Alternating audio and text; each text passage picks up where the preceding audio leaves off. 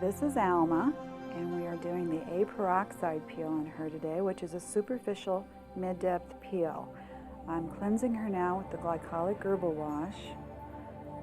And Alma has been pre-treating her skin for the last 2 weeks with a home care regimen using a granular scrub, the brightening scrub, and the Naturel pigment cream, which is helpful with reducing pigmentation, helping to lighten up the areas of discoloration on her. And this peel is helpful for lightening, for reducing, actually many skins can use this peel. Skins that have a tendency to be more oily, normal really to congested, oily, acne-prone skins. You've got a good range of skins for this peel, but it's really, really useful when you're working with hyperpigmentation as well. And so that's what we're doing this with Alma for. And I'll take a closer look now that we've gotten the cleanser off and see how her skin looks and what we need to do. She's a little dry, and that's from using the pre-treat. She wouldn't normally use those products every day as much as she's been doing them over the last 2 weeks. So let me do a little further examination here.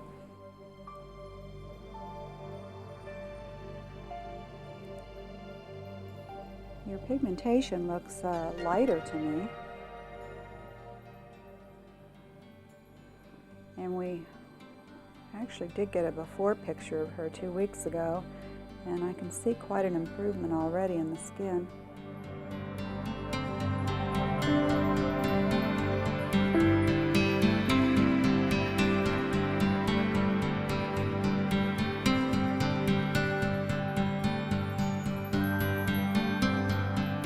Okay, we've cleansed Alma's skin with the glycolic herbal wash, and you can see she's got a real nice clean look to the surface of her skin.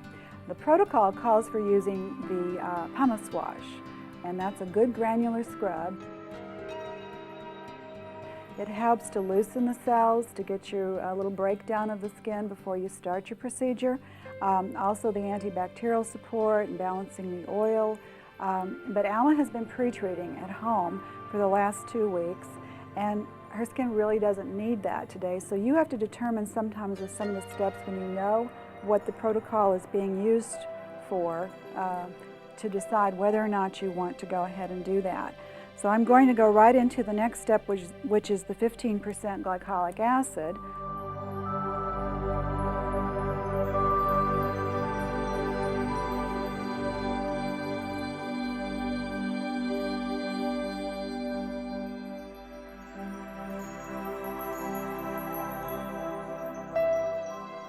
Now I'm not giving her a fan right now because normally this is a pretty tolerable low-strength acid that's good, as I said, for a prepping step. However, Alma, if it's a little too prickly, the sensation is a little strong since you have pre-treated, let me know and I'll hand you the fan. So I really am applying this almost like a lotion toner. It's going on with firm pressure to just sort of lift off and take out any of those excess lipids and oils on the skin, and smooth away any cells that may be somewhat loosened.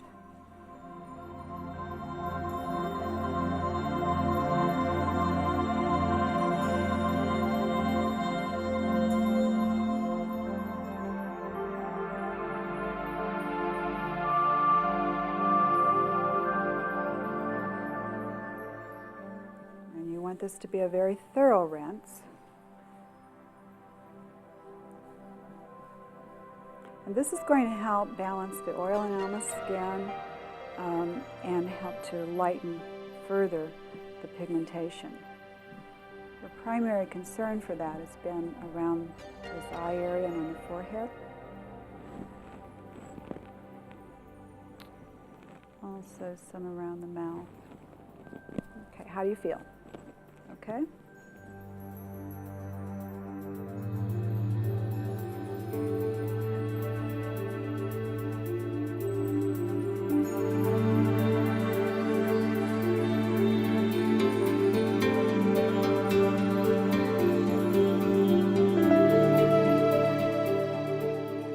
Okay, we've just removed the 15% glycolic that we had applied to the skin all over, and the skin is rinsed thoroughly, it's dry, and now I'm going to hand her the fan that I'll have her hold through this next step. And although this doesn't call for this in the protocol in the book, you can determine whether someone needs the fan when you're applying an acid to them and it's their first time. Many people tolerate this fine without it, but Alma has been pre-treating her skin, and this is the first time for me to use this exact preparation on her.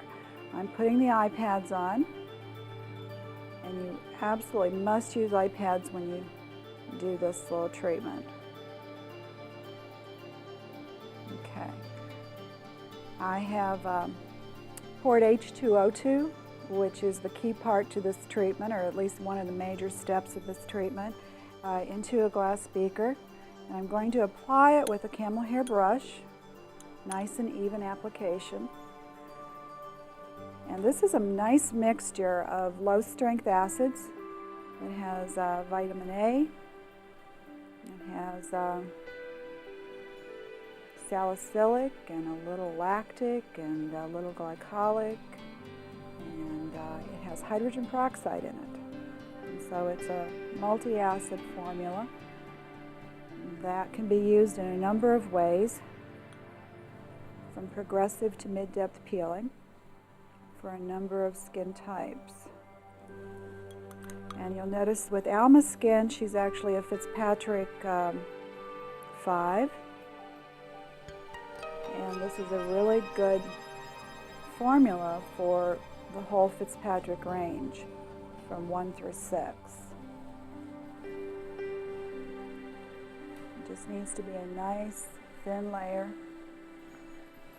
all over. I love working with these stiff-haired brushes though that have a nice soft feel to them. It just holds your mixture on so well it doesn't drip off. And you can get into all those little fine places very easily.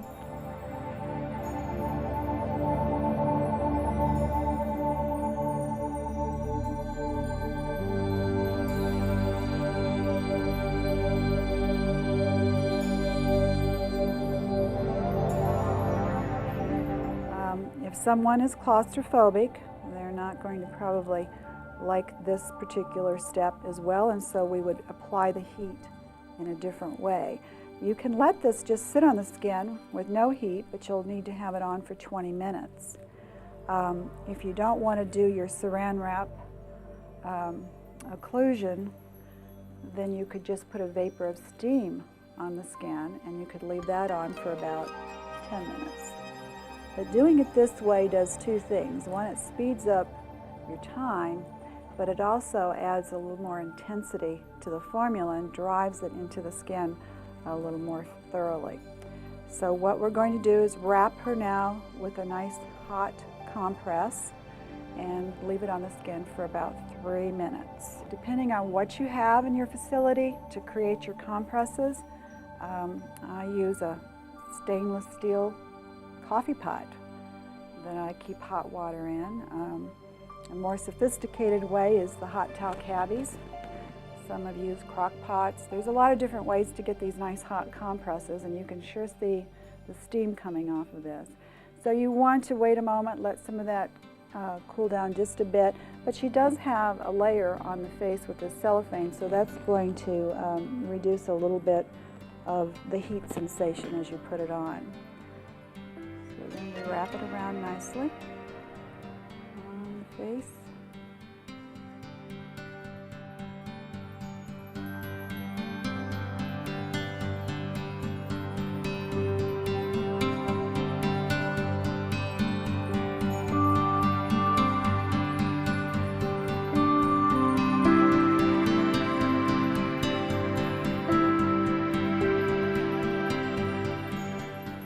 Okay, this hot towel, hot compress has been on the skin for about 3 minutes, and we're going to go ahead now and remove this. Take off the cellophane. And you can see possibly on the camera all the pinkness that has come up on her skin, really stimulated. Remove the eye pads. And we want to do a nice cool rinse to the skin right now, and that'll feel real good before we do our final application.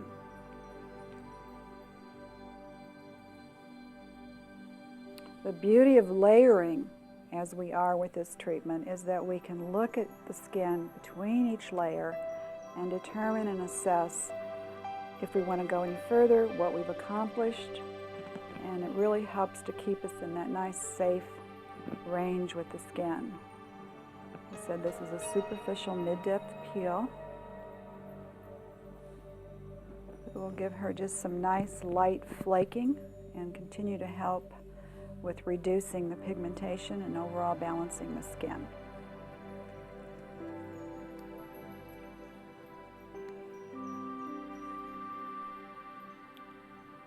It always feels good after these applications to kind of blot around the eyes once you've done a rinse.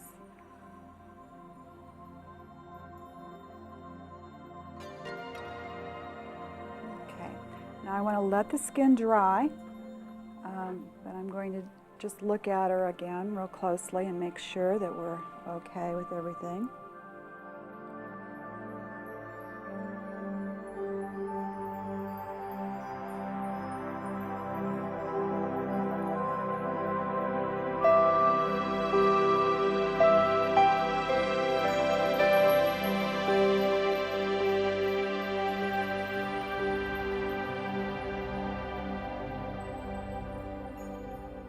Now the melanin suppressant is really a valuable tool for a skin like Alma's when you're doing this little procedure. It's always good to put on the skin prior to your vitamin A application because it helps to suppress the melanin, helps to further brighten and lighten those pigmented areas. It will overall give the skin a nicer, brighter look. If that's feeling a little warm, Alma, at this point, yep, she is. Let's give her the fan. Got it? After a mixture like the H2O2 has been on the skin with some heat, the skin is going to feel pretty sensitive even when you put something like this melanin suppressant on. If we had put this on at the beginning of the treatment, she probably would not be feeling it like she is right now.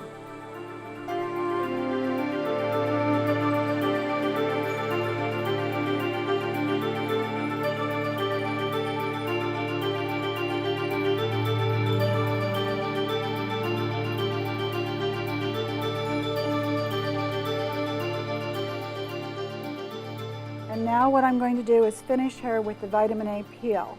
And this is put on directly onto the skin instead of putting it in anything. I just like to drop it on like this, about a dropper on the forehead, and just smooth it around with your fingertips, especially if you have the glove on, which you would want to have for this. If you don't wear a glove, it's going to really dry your fingertips out, so don't do that. Now if you want to, you can put it in a beaker and you could apply it with a little 2x2 gauze. It's just that I find this is very easy to do and I don't waste product, and it smooths in very nicely. I'm not rubbing hard, I'm just doing a nice smoothing or blending of the mixture. And you don't want to put it on anywhere until that you're not smoothing it in. So that's why I go section by section. And you only want to go up as high as her iPad is. And she'll probably feel this a little bit, even though typically this is not a real hot mixture. But if you're doing it on top of other layers like we have, then sometimes the skin is more sensitive.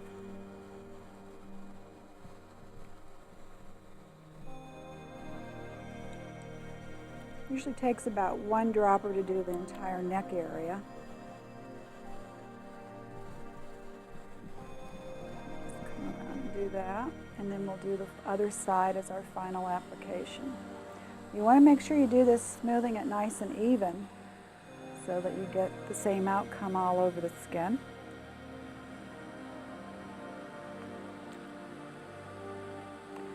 The vitamin A peel with this mixture, the way I've done it, is what makes this mid-depth. If I were to stop with the H2O2 that we did first, that would be a nice light progressive treatment that would help support her skin in many ways, but she would not get the peeling that she'll be getting when we've put the A on the skin. So that's the difference.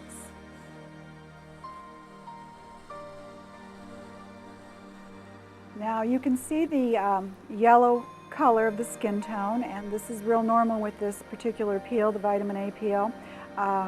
Some skins it's more yellow than others. It depends on their skin tone.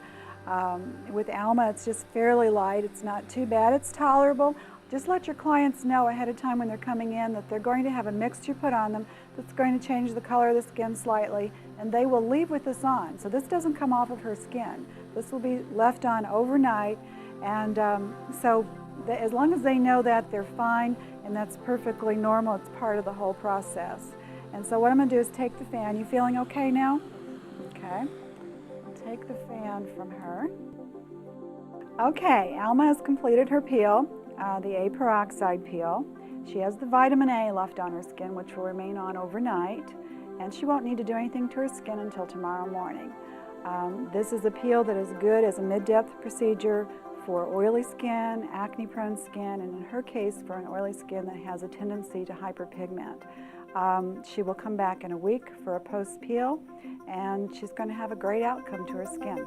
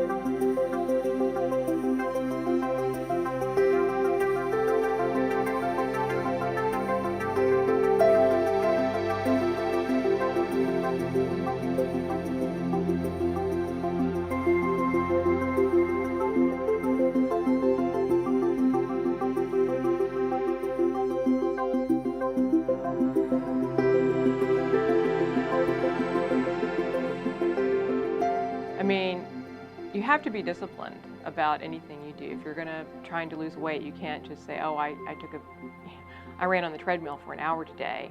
And it's constant maintenance, but it doesn't have to be complicated. And when more and more people, my friends and people on the street just stop me and go, oh my God, your skin looks so, so great. Or, when I'm buying something and they got to see my driver's license, they look at me and they go, there's no way you're that old. And I'm like, well, I think I look okay for my age, but I think that I actually look younger now than I did 5 years ago, and that's not through plastic surgery, that's not through anything but taking very good care of my skin, staying out of the sun, using Rhonda's products, doing peels on a regular basis. But the products have really made the huge difference, and all my friends, every single one of my friends are like Rhonda, Allison devotees, So it's been fun, and it's fun because she's such a wonderful person and a very giving person, and someone who is not in it to to make a bunch of money. This is what she studied her whole life. She developed these products out of not finding anything on the market that she could use as an esthetician, and developing things with people's skin and learning and through experience. And she lives her philosophy. She teaches, she constantly teaches, and really gives a lot back to people because she really cares, and she's always learning and trying new things, and trying to stay on top of what's current, and usually ahead of everybody. She's starting stuff that people, the rest of the industry catches up with, years later, and people say, "Have you done this?" "Oh, I've been doing that with Rhonda for 5 years." That's nothing new.